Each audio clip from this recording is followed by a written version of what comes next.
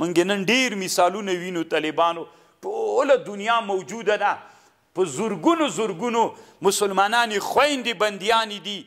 مسلمانان بندیان دي ښه مثال د عافیې صدیقې ده چې په دغه خطه کې مسلمانانو ته یو لوی پیغور ده داسې په زرګونو ښځې ما یو ورځ طالبانو یو خبر کې د فلسطین د دغه جنګ نه مخکې اورېدلي وو زر دانې ښځې تنها له اسرائیلو سره د فلسطین د مسلمانانو ښځې بندیانې دي زر دانې نو طالبانو دې کې اوس د مونږ خیر نشته ده ځکه مونږ د چا په حالت کې یو مونږ د زو په حالت کې یو الله پاک دې په اسلامي امت باندې رحم وکړي اسلامي امت چا دغه حالت ته ورساو اسلامي امت د اسلامي امت رهبرانو دغه حالت ته ورساو چې نن مسلمانان مې یوه ویډیو کتله فلسطینیان د مهاجر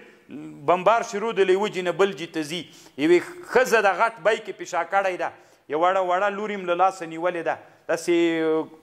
ځکه باندې همداسې کشکاږي نو طالبانو د اسلامي امت دومره ډیر مظلومیت ده اسلامي امت دومره مظلوم ده ټول علت د اسلامي امت رهبران دي چې د دغه اسلامي امت خپله ښه رهبري ونه کړله چې چوکۍ قدرت ته هر څوک ورسېدل نو هغوی خپل نفس و ښځې و مال و موټرو چوکیو پیسو ته توجه وکړله دا چې ما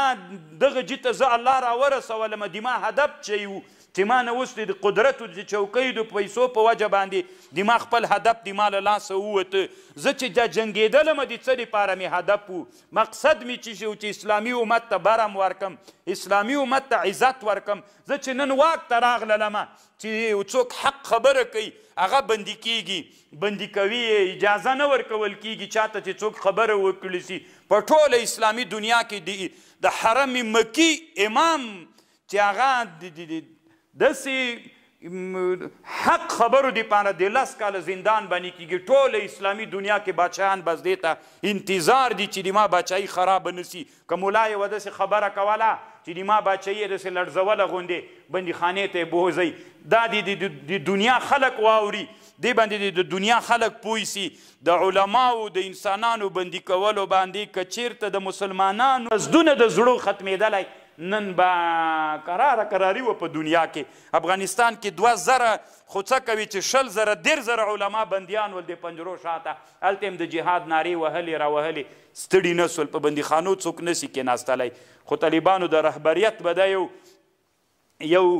نازواني پاتې سي ټول اسلامي امت ته چې د اسلامي امت رهبرانو د خپل رعیتونو په مقابل کې چې ډېر پاک رعیتونه دي د هغوی په مقابل کې نازواني وکړله داسې حالت ته مسلمانان راورسول چې ورځ تر بلې نه د ضعیف کېدلو په حالت کې دي دې حالت ته به راورسېږي الله دې نه کوي چې داسې اعلان وسي چې نور مدینه منوره هم د یهودو په لاس کې سوله ځکه چې په غزه باندې جنگ د ټوله دنیا چپه ده که په مدینه باندې جنگ سي او د رسول الله روضه په توپ باندې وولي ته وایې چې بیا به پیر صاحب راوځي له روضې نه پیر صاحب بیا مدینې منورې ته ورسي چې دغسې داسې نارې وهي چې توسل داسې ده او داسې ده بیا به قسم په الله کې راوباسي چې اوس مو شی تر وسه کېدی پیاده به دی تر هغه جې پورې ورسي نو خو چې دغلته هم د مقدساتو جنګ و په دغه افغانستان کې په مدرسو پیر خپل غومبر وهه که نه هېڅ شي هم ولاکه وکړي طالبانو ورونو اسلام به م له لاسه وتلی وي هېڅ شی به م نه وي ده به لا تر اوسه پورې د اسقاط مسله نه وي خلاصه طالبانو علما وایي کله چنګیزي لښکرې چې بغداد ته ننوتلې نو په بغداد کې علما د بغداد په کوڅو کې په مناظرو لګیا ول دلته مناظره وه دا مسله دلته مناظره وه دا هلته د چنګیزي لښکرې طالبانو بغداد ته ننوتلې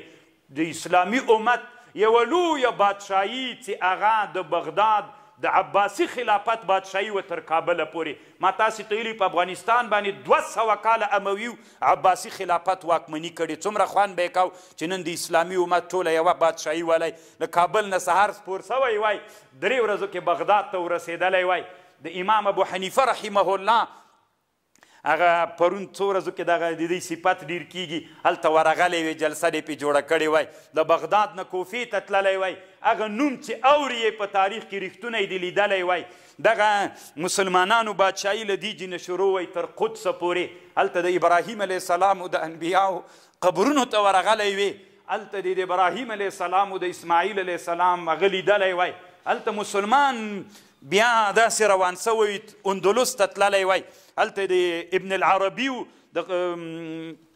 د اسلامي امت د غرناطي هغه جوماتونه معماري نادرې لیدلې وای کاشغر و طبیت ته تللی وای بخارا و ترمز ته تللی وای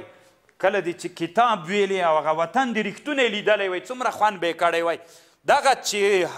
د اسلامي خلافتونه چې هلاک سول دا د اسلامي امت د رهبرانو نه رهبران علما دي که نه په بغداد کې څوک روانه ده جنگ روان ده عباسي خلافت ړنګېږي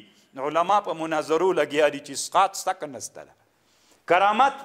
ستا که نه کرامت چی پې کوي په د کرامت باندې هغه مړي کې دومره کرامت ته ښځه یو ټانګ دی د امریکایانو دا کرامت والوځوي منم یې در سره اهلي سنت یم یو زیارت که نرسي په دې 20 کلو کې د یو ټانګ الوځولی نو سړی کرامت ته په خپل ځای اوس پرېږده ثابت ته بیخي ثابت ته دومره غټ کرامت لري چې دنیا په بله خوا اړولی شي خو اوس هېڅ شي هم نسي کولی خبرې ته راځه خبره به وکړو الله دې طالبانو په اسلامي امت باندې رحم وکړي طالبانو د اسلامي امت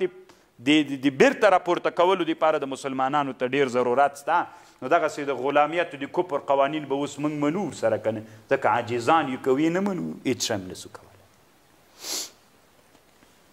ځه بندې کړه